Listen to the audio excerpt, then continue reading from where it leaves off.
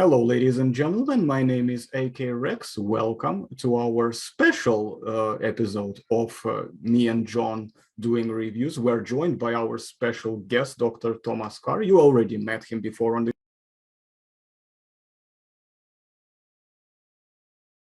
especially for this because it's been a very long time. I've been actually asked to look at this program as well, but I kept postponing it because I just felt like, nah, I don't know, because it was only me at the time. I didn't feel like I wanted to do it by myself. And then I had a brief chat with Dr. Carr, and he said, Arsene, by the way, would you be interested to discuss this program? I do have a few things I wanted to say. And I thought, let's do this. And I called John immediately, and I thought we should definitely do it. John and Dr. Carr have already met. So first of all, let's welcome our special guest, Dr. Thomas Carr. Welcome. How are you? Good, good. Thank you very much for having me back. No worries. You're always welcome as a regular guest on this channel in this domain. And John, welcome. This is my co-host today. How are you today? I am good. Thank you for having me back as well. Okay, lovely. So this will be just basically a discussion that will primarily focus on the show, mostly on the information that it's presenting, because it is, for all intents and purposes, selling itself as a documentary program. And we all already know that documentary programs, they are used for educational purposes. They present information and facts, or based on the most reliable and available evidence that can be accessed at the time of the production. And with that in mind, we're going to critique and comment, maybe even give some positive aspects where it is possible. We're going to try to be objective. But of course, we're not here for the good, shilling. Everybody came here because they knew that T.rex channel is going to do some slam dunking. So that is why you are all here. We all know that, but we will try to be as fair as we can and as unbiased as we can as well. So I think we all agree between all ourselves on this. Yes, good. So disclaimer, once again, that we're not trying to emphasize much on the quality of the CGI or other technical aspects of production. I will, of course, insert a few notes there and then about it that are worth pointing out, because it does somewhat, in my opinion, affect what they could have used for better quality as a presentation. So that's where I think it would come in. But I don't think that that necessarily means it needs to have good CGI. It just means that they could have used that budget better to better present the material. Now, first of all, let's quickly do a reminder, since some people who might be first and new to the channel, they might potentially discover this program by comment maybe from Dr. Carr's side or John's side. So if you're new to this channel, then welcome. And of course, brief introduction. Dr. Carr, could you tell very briefly who you are, where you're from, what you do? I am a vertebrate paleontologist. I teach at Carthage College in Kenosha, Wisconsin. I'm an associate professor of biology there.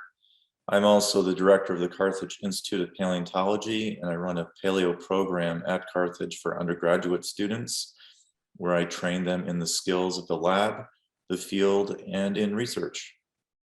Great. John, would you briefly tell us who you are, what you do, and what you're all about? Sure. I am an aspiring paleontologist, currently aiming to go into grad school this upcoming fall.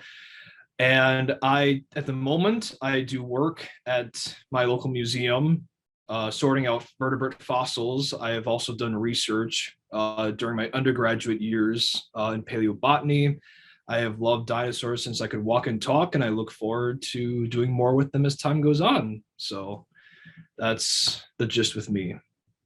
And you, of course, you have forgotten to mention that you are part of my crew for the channel, which is the most important detail, obviously. Yes, yes, I'm also a moderator for the T.rex Discord server. So indeed, yes. Well, of course, I'm joking about the importance part in case people might have missed that. But nevertheless, I digress. Let's get into this.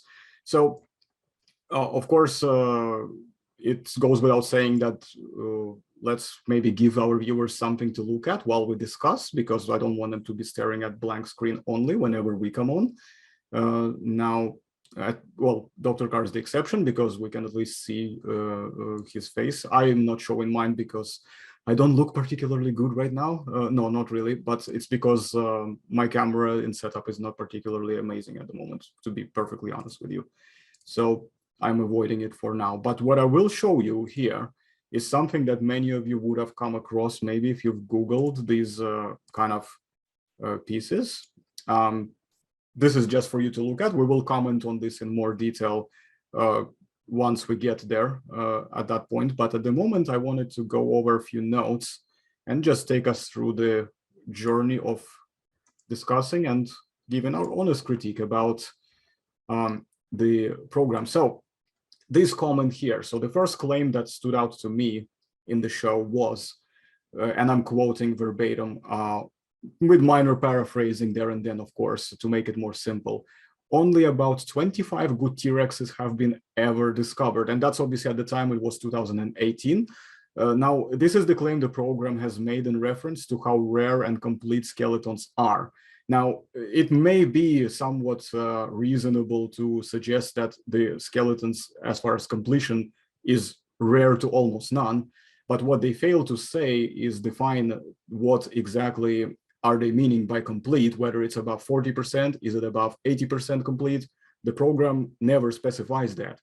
And of course, and thus it makes it very difficult to define what is meant by good. Now, Dr. Carr, I would like to give you the microphone here and elaborate. First of all, is it true that we only have 25 good, quote unquote, T-Rexes? And in my case, maybe shall we define above what, 30 or 40% completion of the skeleton, depending on what is definitely considered a good specimen in terms of as far as paleontology goes? Yeah, in terms of science,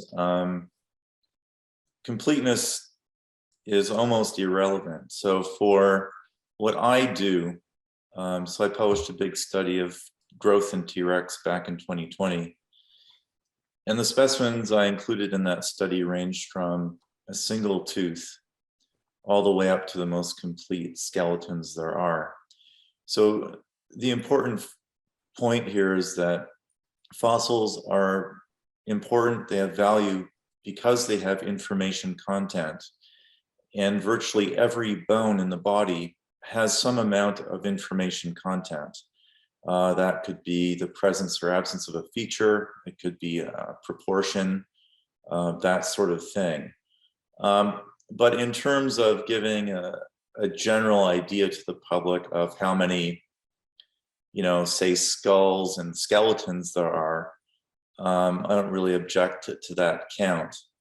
In terms of the sort of work that I do, say in that growth study, there's about 50 specimens in collections, maybe a bit more than that, that I would include in that study and studies like it. And as I said, it could be a single bone tooth to the whole damn thing. But to give the public a general picture, sure, a couple dozen, partial skulls and skeletons, that's probably about right. Well, there we go. So as far as we are concerned, so far the program is not too far off. The only time, of course, is they don't define what they mean by good. But as we have explained, that it can range from many different things, so long as it gives us important information. Did I understand your answer correctly on this one? Yeah, and actually I meant to, I do have a running list of specimens, and I meant to take a second look, double check the exact number. But I think as a ballpark, that does, that's probably right, what they said in the show. So I wouldn't fault them for that. I think that when we talk about completeness in terms of percentages, I think that's where things get less meaningful. It's pretty vague. 40, half an animal could be, a skull and a neck, or it could be just the hips and tail and back, something like that. So the percentages don't mean much. What's a bit more meaningful is whether we have, portions of the skull or a complete skull and how much of the skeleton there is. So that's the sort of information that I want to know about a new specimen is, what do we really have?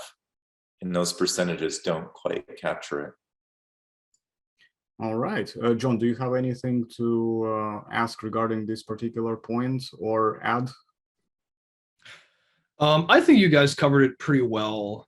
This was one of the things that I'm still kind of learning about myself a bit. So it's good that we could cover it a bit more detail this way so I can learn a bit myself. So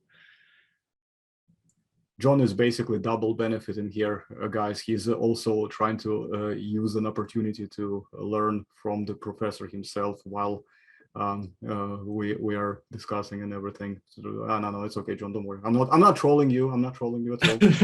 Not at all. Yeah, you're good. Right. Yeah. Okay. Right. So if everybody's happy, I have the next point that we can knock out the list. And okay, so now this is where I think this will be another very interesting one. So this could either prove what I think is the case and better way to do it, or this could completely either disprove it, or maybe it might be both sides of the story could be applicable. So for the purpose of this review format, I am excluding the argument and generally the topic of the fact that quote unquote Tristan specimen was used, and this is a privately owned specimen. Even though it's on loan, people can look at it, take pictures of it, but for the scientific purposes, me and Dr. Carr have already briefly touched on the private owned specimens in my previous segment, and if of course there is enough interest to discuss this topic more, I think this will deserve a separate segment of its own, and I will be happy to write up a good, outline for this type of program and coordinate it with Dr. Carr and other members of my crew who might also be interested in hosting and co-hosting it. So I think this might be a good idea to separate that out of here in order to not only save us time, but also just to focus more on what the documentary itself is actually trying to tell us. Now, what it says, and the reason why I object personally to use this specimen is, well, for one, it's located all the way in Germany, and considering that Chris Peckham traveled all the way to North America, where he consulted most of his consultants, he could have easily used any specimen housed in North America. And I believe that most of these specimens that I'm going to list in a moment, they might be potentially better candidates of showing us what a typical representative of Tyrannosaurus rex would have been like. Now, my argument for this is that Tristan, if the measurements that have been provided by the German museum in Berlin, I believe that houses it, are correct, it's on an upper end, along with Sue and Scotty, possibly MOR 008 if we restore the skull and proportions like Sue. Could be smaller if we use a different specimen because their heads and ratios can sometimes vary. But maybe the same case could go towards T.rex, the specimen I have personally had the pleasure of photographing and seeing. I even did very, well, let's just say chunky attempts to measure it by doing the, 1 meter long steps along the length of the whole skeleton right next to it, as close as I could get. It does kind of amount quite long, but that depends on what they've used as missing pieces to reconstruct it. And of course, there are a couple others, like, as I said, Sue, Scotty, MOR 008. Those are the exceptionally large specimens. They do not really represent the majority of what we see, at least so far, from the fossil record. Now, if you look at specimens like the type specimen, we have AMNH 5027, the famous New York specimen. I have a couple pictures of that one personally. I've seen it as well. Absolutely lovely and stunning specimen. And MOR 555, that's the very famous specimen as well. We have a cast of the skull here in London. We have MOR 1125, the one that is famously known for being the only correct identified gender from Schweitzer et al., if I believe correctly. And we have MOR 980, I believe, also known as Pex Rex, that falls within that sort of range. Black Beauty, Thomas from Los Angeles, B-Rex, Stan, Taft's Love, and there's probably many more that fall within this type of ballpark of size. Now, this is one of the things that I wanted to point out, that it might be a bit misleading to use Tristan, which is on a caliber of the upper end, to show it as a typical representative of what this species would have been like. And I would have thought that maybe using something like AMNH 5027 would have been better, more accurate to represent what a typical average T-Rex would have been like. Now, would you mind, Dr. Carr, to elaborate and comment whether this approach is generally on the right track, or do you have something different to say about this? I think people naturally are curious about animals, sort of the extremes of animals. We simply have nothing in the dinosaurian range alive today, except for large elephants. And so in terms of presenting T-Rex to public audience, I don't mind staying at the upper end. That isn't, we know that they were that big. It's not misleading by any stretch. No one's claiming that they had 5 or 6 foot long skulls or anything like that. So I don't mind being at the upper end because it doesn't break the limits of what we really know. And also just that range of the upper end of size isn't all that extreme. So we have things like Black Beauty, the skull length is something like 1.2 meters long, and then we have Sioux, which is around 1.4. 008, I think, is a little bit longer than that. So there's a bit of play there in terms of maximum size, but the point is, you wouldn't really notice if one was staring you in the face at that size range.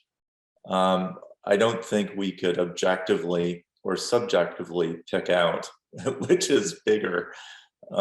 Say, something like Black Beauty, Word Alive, and 008.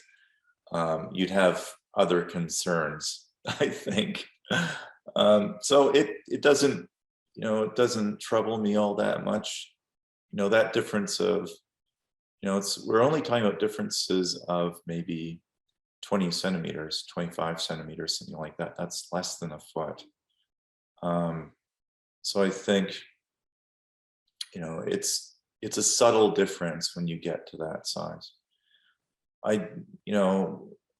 Although in addition to that, when the Rexes get big, they do get bulky. So smaller Rexes like Black Beauty and B-Rex, and even Pex Rex, that's 980, it's actually on the small side. They're quite sleek. They're not like juveniles, but they aren't as big and chunky like, say, 008 or Scotty or Sioux. The big ones do tend to be a bit more beefy. But again, that's just a subtle difference that I think would be very hard to pick out for, someone who doesn't know them that well. They'd all look the same. Well, this is very interesting because many of my critics of the channel, they all seem to be under the impression that me and Dr. Thomas, especially in my case, we almost like mimic each other's viewpoints. And as you can see here, this completely debunks that notion in its core. That me basically in this case actually being even more picky and critical about something that's at least according to you, Dr. Thomas, it's actually very subtle difference that would probably not make much difference anyway. So there we go, that debunks that point, just in case somebody was wondering. No collusion. Yeah, exactly. No collusion. Yeah. Oh God. Okay, John, do you have anything to add to this particular point of your own? Do you agree or disagree with me or Dr. Carr, or something of your own, ideas that you might add? I think there's a bit of truth to both sides here, and I think both are perfectly valid stances to take. I think me personally, I've always been of the opinion that I do still find specimens like Sioux and Scotty, in this case Tristan, to be very exceptional, but it's not necessarily a bad thing to use them, in the sense that we still have to figure out how these things would have been moving, what they would have been doing with their lives and whatnot. And I think the bigger you get, the more restrictions you get, biologically speaking, metabolically speaking. And I think it's something worth investigating, especially for something like Tyrannosaurus Rex, where we're talking about an animal that is really pushing the limits on how big a terrestrial carnivore can get. So I think there's some truth to both, but for me, I think in this case, as long as the science, or I should say, like the evidence matches with what the conclusions say, I think I think it's perfectly reasonable in this case, but that's just me. Well, there we go. We got all three different spectrums. We got one side, we got the other side, and we've got the golden middle that unites them both. Well, see, there we go, guys. Now, I wanted to add quickly, interestingly enough, when you said, John, that how this affects their possible behavior and how they act in the future, because obviously the morphology and the build changes. So that means that many things will dictate the way they probably get their food.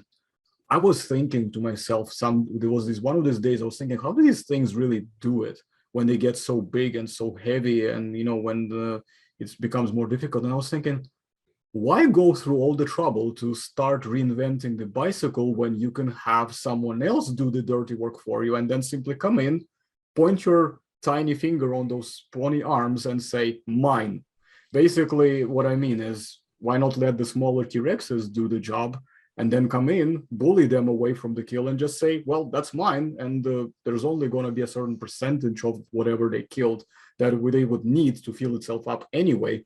And then it can just basically take it from there. I mean, many animals, in fact, many big predators today probably do that anyway. They bully other predators away that are smaller in order to take over and just say, well, sorry, mate, I'll have that, thanks, basically. Dr. Carr, what do you think about this one? I think when we are considering things like behavior, hunting, foraging behavior, that sort of thing, we have to consider two important aspects. First is evolutionary relationships and also brain power. And so evolutionary relationships, the evidence for that comes from phylogenetic studies, so cladistic studies of lineages, and also intelligence.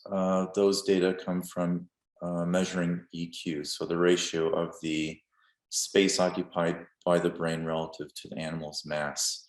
And for T-Rex, we have both sets of data. We know that T-Rex is nested within a group of Asian tyrannosaurs, big tyrannosaurines that includes Zhucheng tyrannus and Tyrannosaurus batar. And it appears that those species succeed each other in time, with Zhucheng first, then batar, then Rex. And so there's that. And so T-Rex probably dispersed from Asia into North America when Beringia was exposed briefly, somewhere around 68, 67 million years ago. And basically T-Rex originated in Asia, walked over, and all hell broke loose over here. It became the single dominant predator. Now, what's important about that is that Zhucheng tyrannus and batar evolved in ecosystems that included giant duckbills and also sauropods. And what we see in these Asian tyrannosaurians are very powerful animals with very massive skull bones. So we know that Zhucheng was a lot like batar and Rex in terms of how massive the maxilla and dentary was and how thick the teeth were. So this lineage of Asian tyrannosaurians were probably killing giant duckbills and probably sauropods too. Now, there's no direct evidence for that, but we can't exclude it since sauropods are a part, or were a part, of those ecosystems. So here we have a giant duckbill sauropod killing Tyrannosaurine leaving Asia for North America, where there are no sauropods anymore, until Alamosaurus dispersed up from the south, but the overlap didn't extend past Utah or Colorado. So the point is that even at the top end of the growth stage, these were still predatory animals. The jaws were powerful, the bite forces were off the scale for a terrestrial animal. The teeth are very powerful. They're almost round in cross section, which means that they were using them. And you don't have a fat tooth if you're not resisting high loads. Say when you're grabbing prey, you've got to resist the struggles of the prey. You have to overpower it. So the second part of this is EQ. And work by Grant Hurlburt has shown that Tyrannosaurs had the brain power of crocodilians. The brain structure was probably similar to crocodilians, except for the enlarged olfactory capsules or olfactory bulbs. So good sense of smell.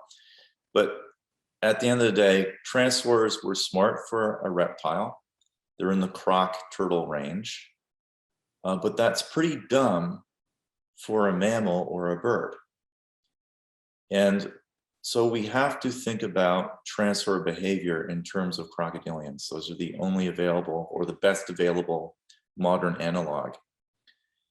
And as far as I know from the literature, there's no account of cooperative intergenerational hunting among crocodilians. They just don't have the brain power for it. They on occasion do things that may look coordinated, but even then it's not exactly clear. And it's not a behavior that's seen that frequently anyway. So in terms of foraging, I would presume that big T.rexes would hunt their own prey. I can see the scenario of chasing smaller animals away from a kill as being perfectly plausible. Crocodilians do that. Often the big adults are the first to go in and to eat a kill, and the smaller ones will back off till the big one's done. But I think there's no reason to exclude the possibility of a Sioux-sized T.rex from killing its own prey, and also doing what you described, is chasing smaller ones from a kill. I think it might be fair to add to this that it's kind of what you have said, your point, your analysis, what was very spot on at the last part, especially to me, it stood out that because neither of these excludes the other, it just shows how versatile and adaptive the animal became as a result of its evolutionary natural selection processes, and what you have described, how it changed over time. And when it's, if we are to basically go with the scenario that you have just proposed about it originating from Asia, that it went from the lineage of Zhucheng magnus, then it went through the, as you said, Tyrannosaurus, but are quickly troll in the comments and scream the words, capitals, Tarbosaurus, and also add Gorgosaurus for an extra cherry on top, just to troll the channel a little bit. Thank you very much. Now, yeah, sorry, go back to the point. But you may have been correct about the fact that you will notice that the Mongolian Batar, basically species, they are very, they are more closely, morphologically looking to the more primitive condition of how the skull is structured, being more narrow, being less binocular, eyes-oriented, forward-ish. Maybe they have a bit better, in that sense, adaptation than, say, the Spletosaurus probably, but not quite on the T.rex level yet, which is still quite a bit of difference between the widths of their skulls. I think that's one of the things that's always stood out to me between the way they are built, because T.rex just takes it to the whole new level. I believe even on one of my programs previously, you have said that T.rex is quite fairly characterized as a thing of its own. It's weird in its own right, even for a Tyrannosaurid. Yeah. So, John, do you have anything to comment about what we have just covered? Well, it's funny, Dr. Carr, you mentioned all that about the sociability of Tyrannosaurus Rex and whatnot, because a big contention I have with the real T.rex program has to do with, and I don't mean to be jumping subjects all of a sudden, but just the final bit where they're talking about Tyrannosaurus Rex's sociability. And they use, I think they use the Albertosaurus bone bed as an example of, well, here we have this conglomeration of tyrannosaurs from various various ages, and that this I don't want to take words out of context or whatever, but they say that this would be evidence for pack hunting. Now, first of all, even though we have several bone beds of Albertosaurus, of Tyrannosaurus, specifically Albertosaurus, Daspletosaurus, and I'm pretty sure recently it was Tyrannophonius. I'm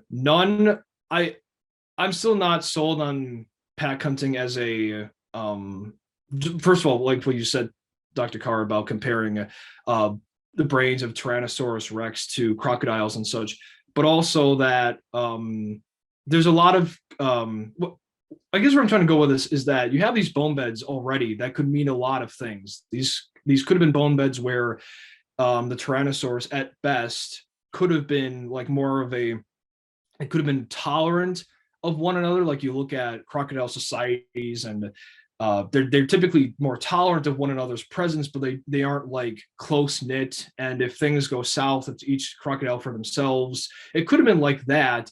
It's not necessarily to say that they were automatically like lions and they were cooperatively hunting together in the same way as lions or wolves or chimpanzees or these other mammalian predators. And also, not only do we not have any of these bone beds for Tyrannosaurus Rex, the fact that we have so many injuries dealt to Tyrannosaurus Rex individuals, I think would even argue against very close-knit sociability, because of just how traumatic these injuries were being dealt to certain individuals. And so even though they do make a huge point about potentially these were very cooperative animals, it's very contentious for me, both because the evidence just isn't that strong, and there's plenty of alternative hypotheses that could actually explain what was going on with these bone beds and what the sociability of Tyrannosaurs, and by extension Tyrannosaurus Rex, might have actually been. So that's what I have at the moment. Yeah, I agree with your point about a bone bed is evidence for a bone bed. It's not necessarily evidence for a behavior, so to go from an accumulation of a segment of probably a population, we don't get to pack hunting from there. That's called a non sequitur. So I agree. The bone beds of tyrannosaurs that have been found are consistent with the hypothesis that dinosaurs ancestrally were social animals. Archosaurs generally are social, so that's the ancestral condition. And it would be surprising to find no tyrannosaur bone beds or no bone beds of other dinosaurs. And in fact, we do see bone beds almost across the entire clade. So that's nothing unusual. It does speak to, if they were gregarious, it may show that they're tolerant of each other. Big ones won't necessarily eat the little ones. But beyond that, we're way out on the plank of speculation. But what we do see is something that we should expect of any Archosaur species is some degree of gregariousness. But I do think you have to keep your inferences on a very tight leash. So I agree with you on that point. I think they're just too dumb. Oh, yeah, I mean, they're just, to do cooperative hunting, that's a mammal thing. They have the brain power for it. And, of all due respect to tyrannosaurs and other dinosaurs, they're just too dumb. And there's nothing wrong with that. They don't have to be pack hunting to survive and, be on the planet for over 160 million years. And lucky for you, Dr. Carr, T.rex is not alive and not sitting in this room with you to, well, let's just say, to put it mildly, disagree with your comments there. So as much as exciting as it would be to be able to see a real life Tyrannosaurus Rex, we would probably want to keep the distance. Now, I wanted to slightly, I don't even know if what's the best, for the lack of a better term, forgive me if I misuse it, but slightly challenge John on his previous point that I'm not particularly actually a proponent of the idea that because that seeing them face biting each other basically, or otherwise having their internal conflicts as an evidence of them being antisocial. I am kind of seeing this more as an evidence of almost the opposite, that they were actually interacting, and this could have been not to kind of obviously give them too much of an intelligence power, but to sort of translate on our kind of human terms would be their cultural quote unquote ways of communicating, but certain things like say the crocodilians do that to each other, but that doesn't stop them from hanging out when they are just lazy and just basking or doing whatever else. But there are other times when they come together and they start face biting or they just start bullying each other. In some cases, you could be able to explain why they do it, like territory or mating rights, or they just think that they wanna, I don't know, they see a smaller animal and they just wanna eat it because why not? And also to take away food, to other reasons maybe that we just don't know. Maybe they just do it for fun, what they think is just fun. They might just exercise like that. So what I'm trying to say here is that I don't believe this is evidence of being antisocial. I think this is only more evidence to a degree of actually being social, because if they were mostly solitary, they would be avoiding each other more. And that means that considering how fossil records tend to be generally rare overall, if you look at the potentially multiplied amount of the population that they would have had in the area, in the region, I think the fact that we're seeing quite a lot of different pieces of evidence, this could be quite an indication that they definitely interacted quite a lot, which implies that they're social, but that is my kind of way of looking at it. Maybe it might be a bit, I might be slightly distorting it perhaps, because sometimes by being social, people usually mean that they are friendly with each other. I personally do not think that being social necessarily means that they have to be friendly with each other. That just means that they actually interact regularly. But that's how I see it. That's my definition of what it means in their terms, reptilian terms of being social. So, John, do you want to respond to my criticism, just to be fair to you? Yeah, that's fine. I think that's a pretty sound point. I typically use the I guess for me, until I see, I guess it would be helpful if we did find a bone bed of Tyrannosaurus Rex that would sort of make maybe have me pull in the brakes a little bit with me saying they were always solitary. I think the reason why I try to bring up the face biting aspect usually because it implies to me anyways that they were not exactly like, oh, best buddies or BFFs, whatever. These things were very like if they got into a scuffle, they were going to get pretty violent about it. And maybe part of it was because I sort of had this thought in the back of my head that because they were so violent towards one another, they might have been more territorial. But obviously, I can't prove that. And that could and based on what you said, it could also mean they were just very sociable in the sense that they were in close proximity to one another while not necessarily getting along with each other. So I think it's going to be a tough call. I think you make a good point. I think it's one of those things that's really, really hard.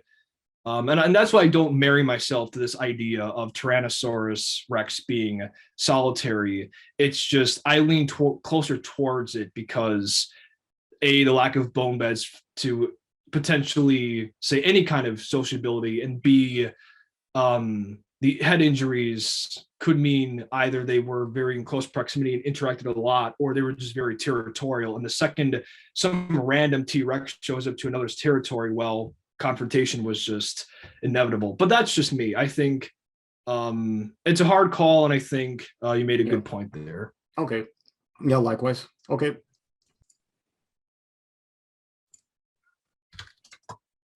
Okay. We're good. We're back after our break. The viewers would not have noticed this, but to them it would have been only a couple seconds, but for us it was a couple minutes. But anyways, Dr. Carr, you said you wanted to comment on something else, so please go ahead. Your microphone is yours. Yes, so there's the hypothesis of face biting in tyrannosaurs, and that goes back quite a few years. So it's not a new hypothesis, but there has been some recent work. In my close examinations of Tyrannosaur skull material, I have noticed that there's two sets of lesions that are typical of Tyrannosaurs. The first set are oral lesions, and these are often bony scars that are on the face that extend perpendicular to the tooth row. So these are little scars that will extend up from the margins of the mouth. And often there will be punctures on the inside of the mouth, including the palate. And my read of those, given their frequency and their pretty similar to each other between specimens, I've always interpreted those as basically injuries from eating, from splintered bone, stabbing the animal as it feeds. We know that their bite forces, Tyrannosaur bite forces, were high enough to shatter bone. Cortical bone is very hard and is easily capable of at least scraping, if not puncturing bone itself. And so there's that set of lesions, and there's another set, which are lesions that are away from the mouth. And these might be scars that occur on the side of the snout, on the top of the snout, along the bottom of the lower jaws. And my naive read of those is they look like lesions from perhaps bites from other tyrannosaurs. But the problem I have is, how do we get from the basic fact of those lesions to the context of the cause? And I think that the face biting hypothesis has really held center stage without really strong evidence. If we observe living crocodiles, when they feed together, when we have animals of roughly the same size, ripping a carcass of, they're pretty dumb. And what they'll do is they'll accidentally grab each other and they'll shake each other off. And when they grab each other, they bite, and they bite down hard, and they leave injuries on their conspecifics, but then they'll go back to eating the carcass.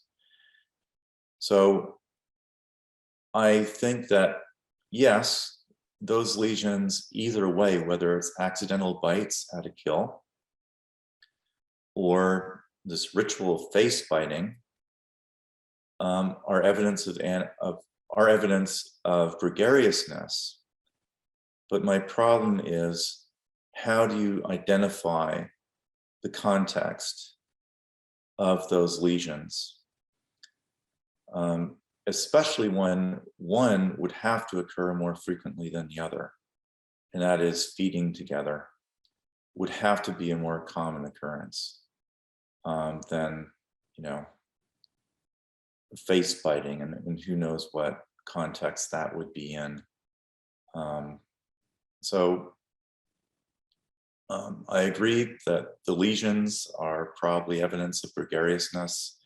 I just am not convinced that the tie can really be broken between group feeding or face biting. That's all.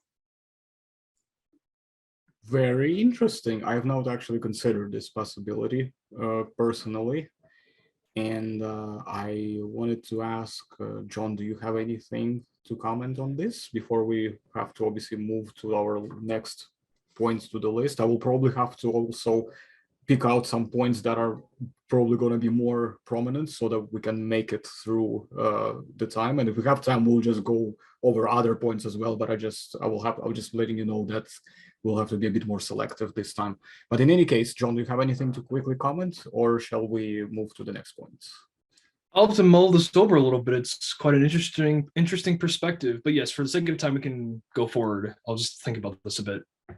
All right, no worries. Well, if you do remember something about this and you want to quickly interject it, feel free if we have time. So no objections there, I suppose. But got it. But since because we'll have already jumped into the grouping, so I'm pretty much going to just add that obviously the program attempts to draw behaviors from mammalian behaviors, which Dr. Carr has already correctly pointed out would not be very good examples for a variety of reasons, including the evolutionary brain power aspects of mammalian animals and the reptilian animals. And speaking of mammalian, well, not mammalian, but reptilian specifically, there is a point that stood out to me, and maybe I'm just being very picky about the wording itself, but I find it to be a particularly bad error on the part of the program.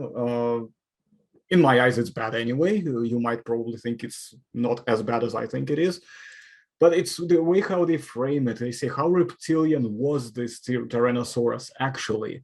And the fact is that he's trying to make a case like it's rather than saying it's a reptilian versus bird-like, he could have probably maybe gone into it saying that it's crocodilian versus bird-like. You know, this makes it a bit more sense because birds are also reptiles by proxy. And that kind of makes this whole idea of is it birdish or reptilian a little bit redundant and just kind of dumb.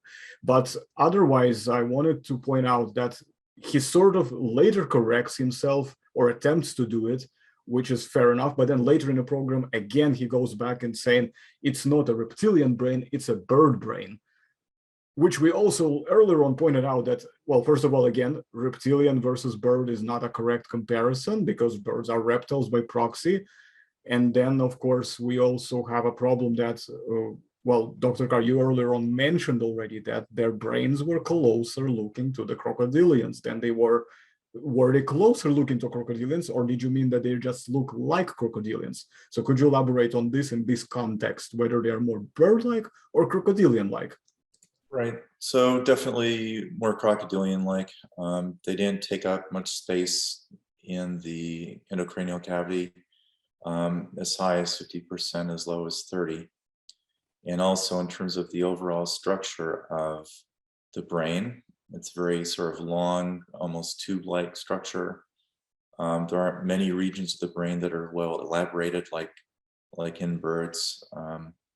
Birds have really enhanced optic lobes, for example, but Tyrannosaurs simply aren't like that. Bird brains occupy the entire space of the endocranium. They're a lot like mammals in that way, and Tyrannosaurs simply weren't doing that, and we know that from endocasts.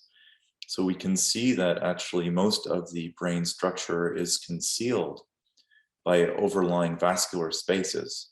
And so we know that the brain didn't occupy this, you know, the endocranium, the space within the skull for the brain. So yeah, I think the framing is a bit off. I think it's appropriate to ask, you know, just how bird-like is T.rex really? I think that's the way to frame it, right? Because that gives us a direction from things like, you know, non-mammalian reptiles or non-mammalian amniotes to birds. We have an axis, so where along that spectrum is T.rex? So I agree the framing's a bit off. I think, you know, now that we've been in the age of cladistics for a few decades now, I think it's appropriate to frame things appropriately. So I think that's a good point. And also to compare a T.rex brain to a bird's, I think is, you know, that's simply not accurate. We know the, you know, the basic structure isn't really all that comparable. Well, there we go. And basically more direct, you know, specifying the direction that you want to frame the question, like how bird-like was it, actually is a very simple and straightforward question. Yeah, I would have been perfectly fine if they did that. But if they were obviously using how they attempted to draw comparisons, I think that when they said reptilian, they probably perhaps implied that they were thinking all reptiles, not just crocodiles, but all reptiles versus birds, which is a very old way of basically looking at it when birds were being excluded from reptilia as a whole. And right now, that's not the case anymore. And even before 2018, that was no longer the case anyway. It's a simple Google search, BBC, to get it right. But even a pleb like me can do it. If I can do it for free, they can do it for whatever budget they get. That's my argument here. Now, next point I wanted to bring up. Oh, sorry, John, I didn't mean to skip you over. Did you want to add something, or shall we go next? I think Carr pretty much hit it on the nail there. I don't think I have too much to say, so if you want to move on to the next point, you can. Okay, no worries. So next one is another one that kind of really gave me, it bugged me a little bit, honestly. I will have to admit it. It's the quote directly: Tristan could barely have outrun a human. What he means basically is that in this case, we're ignoring that it's a Tristan specimen. We're just going to say T.rex could barely outrun a human. And we're talking about a big well, not overgrown, I mean, big, fully grown T.rex in this case. Now, the program tested the speed of 10 miles per hour versus 30 miles per hour, but we know, generally speaking, that humans, as far as we know, an Olympic champion basically level of speed can be at about 22 miles per hour, and that is really like pushing it. How many Olympic champions versus your average human being can we really compare it to? That's like a 0 point, I don't know, hair size of the population fraction of all human beings who could run at this speed. So I would have thought that maybe they would have improved this comparison and the reliability of it if they were to compare it for, say, at least maybe give it a 12 to 15 mile per hour range and see how that would perform on this whole test and experiment whether T.rex could outrun a human or not. And then, of course, you start taking into account the displacement physically, the strides themselves, because if you magnify and, let's just say if you were to magnify a human, let's make it like 3 times as, scale it up with all the proportions maintained. Presumably it's physically possible for this human to function the same way as the original size was. It would probably outrun the smaller version simply because the strides were just so much bigger. And if it's going to apply the same speed, you're just going to be running like crazy, basically, if in comparison to the original. I'm hoping I'm making sense here, but Dr. Carr, would you be able to elaborate on this, please? Like, just help me out here, please. Sure. So there's been some really great work done by John Hutchinson and his colleagues on just how fast could T.rex move, and that's based on very sophisticated modeling, virtual modeling, based on data from multiple dissections of birds and that sort of thing. At the end of the day, John and colleagues estimated a top speed for T.rex of around 11 to 25 miles per hour. And they ruled out fast running. And there's other work that's based on just the intrinsic strength of bone. It does have limits. And this work was done by Jim Farlow and colleagues. And basically, the animals are so big and heavy that they'd break their own bones if they went into a fast run. So that there's intrinsic physical limits that have to be obeyed here. And that 25 mile per hour high end is within that limit. But Hutchinson and others do think that the actual running speed of T.rex is probably closer to the 11 miles per hour, and that's not really a run, but that's as fast as it probably could go. Now, in terms of walking speed, another team, including Ani Schulp and others, did a study based on the Tristan specimen where they modeled it digitally. They looked at the role of the tail in walking and how that might influence speed. And their estimate of the walking speed for T.rex is something like 3 miles per hour. I think for people, it's around 2. And as you mentioned, just by sheer size, by stride length, a walking T.rex is going to move much more quickly than a person. People can't really keep up with elephants as they amble along. It's just a matter of scale. So we do have some numbers. So for walking, 3 miles per hour. For running, somewhere between 11 and 25 miles per hour, but probably closer to the 11 than the 25.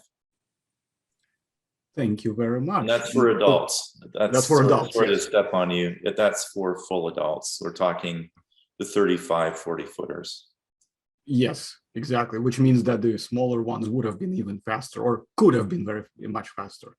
than They almost certainly were. Well, do you want to hear a funny thing? While you were saying that, I decided to just do a quick Google search on the average human adult running speed. And between males and females, of course, the averages sources will probably tell you different information, but I will just give the sort of minimum to the maximum that I could find at a quick hand. 6.5 to 8 miles per hour is the fastest running speed on average for the adult humans. So I would say this was probably enough for T.rex to be able to outrun or catch a human without needing to even go minimum size speed.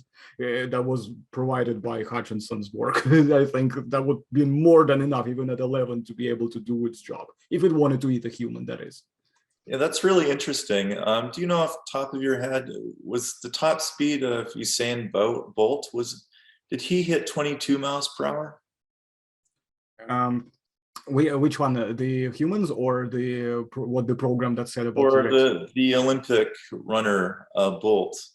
The Olympic, at least that's what I've heard. I'm not sure how true it is, but apparently was like 22, maybe in the range of 20s, basically. So we're talking like really, really fast, but it could be completely bogus claim as well. So we'll probably have to see what is the Guinness record. I could probably look that up later while someone else is talking, so we don't get too distracted. But it's a curious thing. But let's say even if it was 15 miles, that is already putting it in this ballpark where, well, T.rex could get you. And I'm talking about the bigger T.rex.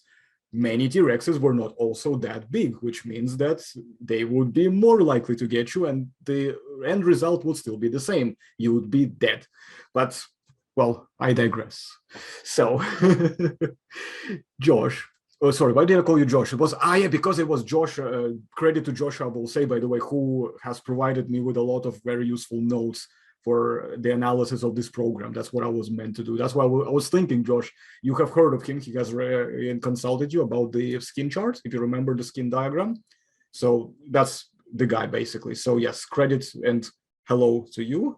Shout out. John, would you like to add anything, or are we happy to get to the next point, the most juicy point of the program? Oh boy. I don't mean to cut myself short a bit, but I think again, Dr. Thomas Carr said pretty much what I would have, what I had in the back of my head there for a bit. So yeah, if you want to, let's get into the meat and potatoes of this, as you say. I'm going to get to the meat of it, but this time around, I'm going to slightly change the tactic. I'm going to give John the next go, and then I'm going to give Thomas the next go so that John doesn't feel left empty-handed after. No, it's fine. It's all good, but... Well, I mean, let's be real. Every program has to have its, funny thing going on, and we can have ours as well. So I don't see why not. It doesn't hurt anybody. It's just fun, So now let's get into the point, which just once again, and I am being very ranty right now, I think, as I started getting a little bit warmed up or heated up at this point, is that, well, the coating, the integument, and the clear bias that I'm getting from the program towards enfluffening. How many times on this channel have we covered this idea? I don't know, John, can you tell me how many times have you heard this topic come up on my channel? Not necessarily because I wanted to bring it up, but because I could almost say that there was just no other way, because it just needed to be brought up because of just crazy amount of people spamming it everywhere.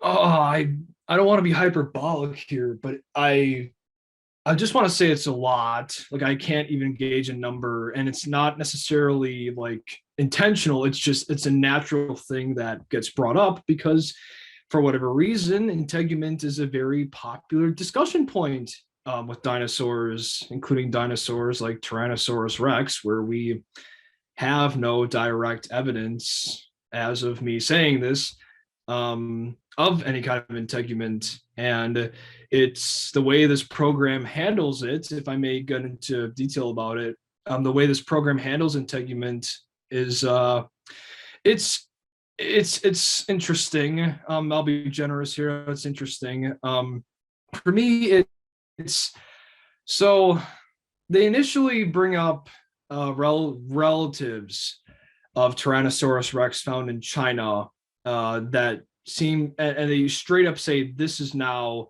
proof that Tyrannosaurus Rex may have had feathers, which I know exactly what they're talking about. They don't reference the genus for some reason, but they're referring to Tyrannosaurine.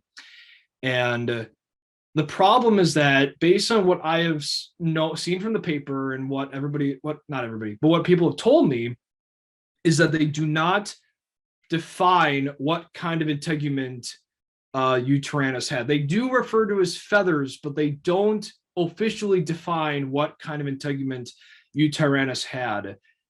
But can I quickly correct on a point about what paper actually does? It's actually even more interesting than what you said. The paper itself, in fact, I think contradicts itself on that point specifically. It's a bit inconsistent.